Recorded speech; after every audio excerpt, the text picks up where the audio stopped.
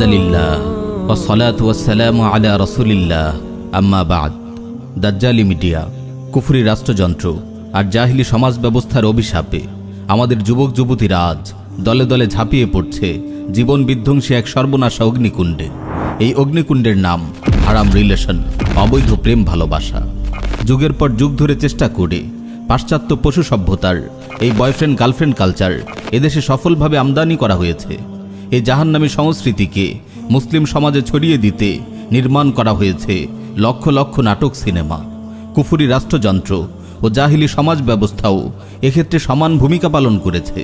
হে মুসলিম তরুণ, হে মুসলিম তরুণী, তুমি নিশ্চয়ই জানো পাশ্চাত্যের পশুদের কাছ থেকে আমদানিকৃত এই বয়ফ্রেন্ড গার্লফ্রেন্ড সংস্কৃতি ইসলামে সম্পূর্ণ হারাম।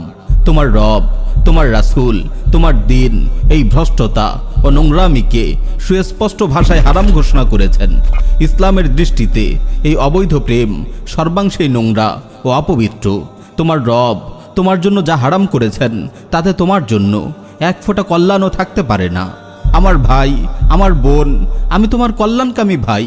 আমি তোমাকে সতর্ক করছি, একজন গায়রে মাহরাম নারীকে নিয়ে তোমার ভাবনা কল্পনা, তার সাথে তোমার কথাবার্তা, তোমার অনলাইন চ্যাট, তোমার দেখা সাক্ষাৎ, তোমার অনুভূতি বিনিময়, তোমার ভালোবাসার নোংরা সম্পর্ক সব কিছুই তোমার অন্তরকে কেবল কালো ও কুলুষিত করবে।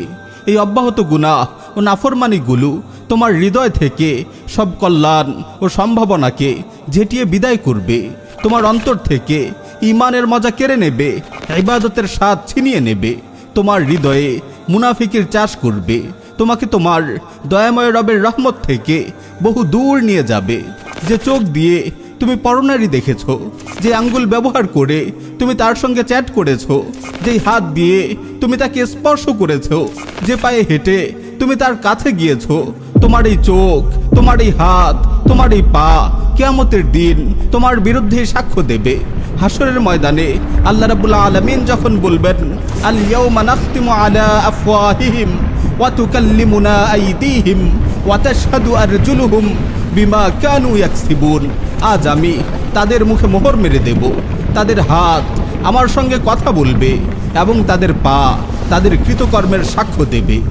আমার ভাই, আমার বোন, আমাকে একটু বুঝিয়ে বলো, কোন দুঃখে তুমি হারাম রিলেশনে জড়িয়েছ? কেন তোমার দয়াময় রবের নাফরমানি করছো? তুমি কি বুঝতে পারছো না হারাম সম্পর্কে জড়িয়ে তুমি তোমার নিজের পায়ে কুড়োল মারছো? তুমি তোমার সুন্দর ভবিষ্যৎকে তছনছ করছো, তুমি তোমার নির্মল যৌবনকে নোংরা করছো, তোমার মধুর দাম্পত্য জীবনের সুন্দর আয়োজনকে নিজের হাতেই লণ্ডভণ্ড করছো। আমার ভাই, আমার বোন, তোমার কি হয়ে গেল? অবুঝের মতো আচরণ করছো কেন? এত তাড়াহুড়ো করছো কেন? তোমার সামনে আল্লাহ রাব্বুল আলামিন পবিত্র সম্পর্কের পথ খোলা রেখেছেন, তুমি কেন নিজেকে কন্ট্রোল করছো না? জেনে বুঝে কেন অপবিত্র হারামের পথে পা বাড়াচ্ছ? তুমি কেন বৃষ্টির, ঝর্ণার, সমুদ্রের অফুরন্ত বিশুদ্ধ পানি ফেলে নালা নর্দমার পচা গলা দুর্গন্ধময় পানি পান করছো? বিয়ের মতো উদ্দাম, স্বাধীন, নির্মল, পবিত্র, বিশুদ্ধ, মধুর, স্থায়ী, সুশৃঙ্খল, সুগঠিত, সুপরিকল্পিত হালাল বন্ধন করার আয়োজন না করে তুমি নোংরামি, শয়তানিকে কেন বেছে নিচ্ছ? আমার ভাই, আমার বোন, তুমি কি জানো না ইসলামের বিধান এই বিয়ে একটি পবিত্র ও স্থায়ী বন্ধন। আল্লাহর রহমতে তোমরা দুজন যদি মুমিন ও নেককার হও, তাহলে মৃত্যুও তোমাদের এই পবিত্র বন্ধন ছিন্ন করতে পারবে না। পুলসিরাতের সাঁকো পেরিয়ে জান্নাতের চিরসুখময় বাগানেও তোমরা একে অপরের হয়ে থাকবে। জান্নাতের যেহেতু শেষ নেই, তোমাদের এই মধুর প্রেম, তোমাদের এই মধুর ভালোবাসাও কোনো দিন শেষ হবে না। তাই বিয়ে ক্ষণস্থায়ী দুনিয়ার বুকে চিরস্থায়ী ভালোবাসার আয়োজন। তোমাদের এই প্রেম অমর, এই সম্পর্ক অনন্ত, এই মিলন অফুরন্ত। বিয়েই নশ্বর পৃথিবীতে অবিনশ্বর বন্ধনের কল্যাণময় যাত্রা। তুমি অবৈধভাবে হারাম পথে কেন যাচ্ছ? আমাকে একটু বোঝাও তো। তুমি তো একজন বুদ্ধিমান যুবক, তুমি একজন বিচক্ষণ তরুণী, কেন এমন করছো তুমি?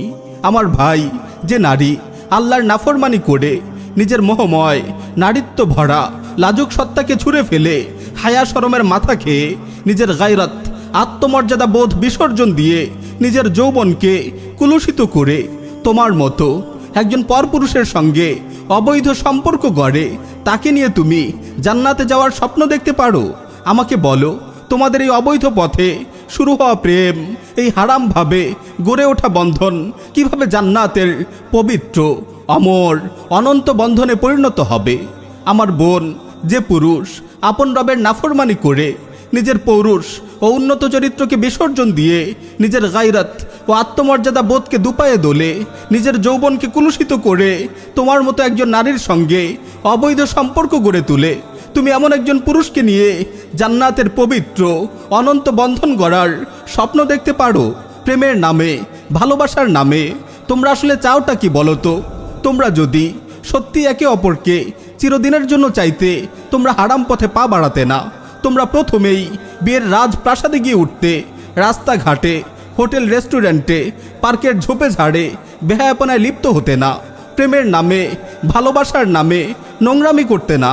আমার ভাই, অবৈধ প্রেম ভালোবাসার এই নোংরামি একজন সত্যিকারের পুরুষের কাজ নয়। একজন আত্মমর্যাদা বোধ সম্পন্ন সাহসী পুরুষ নিজেকে যোগ্য ও সচ্চরিত্রবান হিসেবে গড়ে তুলে ঘটা করে বিয়ের প্রস্তুতি নেয়। নিজের সব সময়, শক্তি ও সামর্থ্য বিয়ের প্রস্তুতি ও আয়োজনে ব্যয় করে। শুরুতেই নিজের জীবন সাথীকে হালাল, পবিত্র ও বিশুদ্ধ বন্ধনের রাজপ্রাসাদে নিয়ে তোলে। তারপর দাম্পত্য সম্পর্কের মধুর রাজ্যে হারিয়ে যায়। এমন দম্পতির উপর আল্লাহ রাব্বুল আলামিনের রহমত নাজিল হয়। তারা একে অপরের যত বেশি কাছে আসে, একে অপরকে যত বেশি ভালোবাসে, আল্লাহ রাব্বুল আলামিন তাদের প্রতি তত বেশি সন্তুষ্ট হন এবং তাদের উভয়ের ভালোবাসার পবিত্র বন্ধনের উপর চিরস্থায়িত্বের সিলমোহর লাগিয়ে তাদেরকে চিরদিনের জন্য জান্নাতের চিরস্থায়ী বাসর ঘরে নিয়ে তোলেন। তাদের পবিত্র প্রেমকে অমরত্ব দান করেন। সুবহানাল্লাহ! তোমরা তোমাদের মহিয়ান রবের কথা না শুনে তোমাদের প্রকাশ্য দুশ্মন শয়তানের কথা কেন শুনছো? আমার ভাই, আমার বোন, দুদিন পরে তোমরা সন্তানের বাবা মা হবে। তোমরা কি চাও তোমাদের সন্তানরাও তোমাদের মতো এমন অবৈধ সম্পর্ক গড়ে তুলুক?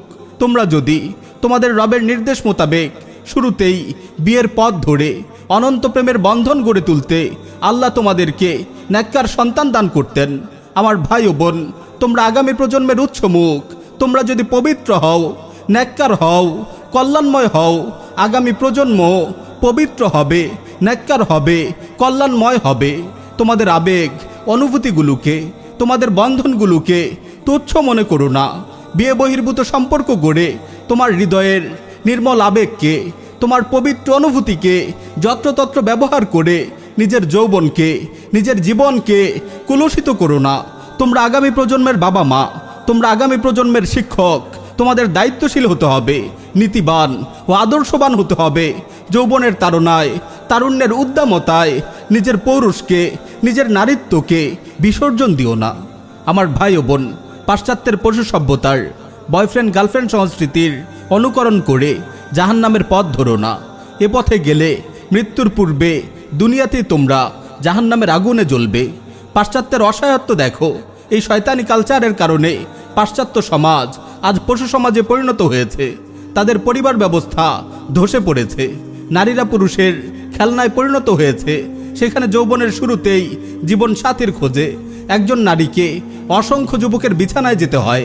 পাশ্চাত্যের অসভ্য নারীলিপ্সু বয়সরা এত ঘন ঘন গার্লফ্রেন্ড বদল করে যে যেন শরীরের পোশাক বদলাচ্ছে। এই আলোচনা অনেক দীর্ঘ, আজ আমি সেদিকে যাব না। শেষ কথা বলে যাই, আমার ভাই, আমার বোন, যদি একটি পবিত্র জীবন চাও, অনন্ত প্রেম চাও, অবিনশ্বর বন্ধন চাও, সুখময় দাম্পত্য জীবন চাও, নেককার সন্তান চাও, তবে অবৈধ প্রেমকে লাথি মারো। নিজেকে পবিত্র করো, বিয়ের প্রস্তুতি ও আয়োজনে লেগে যাও। নিজেকে পবিত্র করো, বিয়ের প্রস্তুতি ও আয়োজনে লেগে যাও।